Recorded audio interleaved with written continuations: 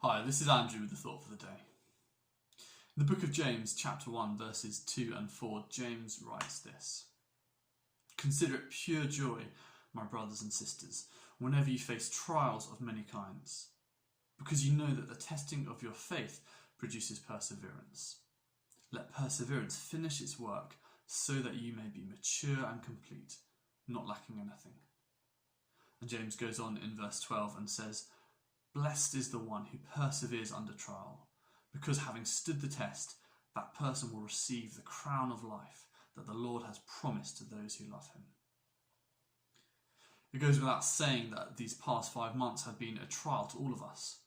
And for some of us, this could have been a test of our faith, as we question where God is in all that is going on in the world. It's not a surprise to read James writing that we should be persevering in the face of trials, as he writes here. But what is surprising is that James calls us to consider our trials pure joy.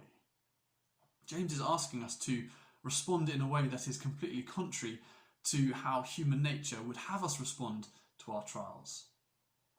But James goes on to briefly state why this should and can be the case for us as Christians. I think there are 2 reasons: a reason based on the present and a reason based on the future.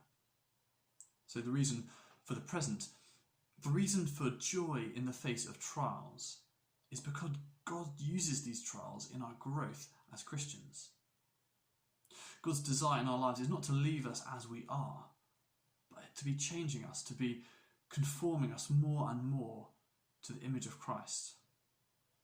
And one way that God chooses to do this is by growing us through persevering in the trials that we face in life.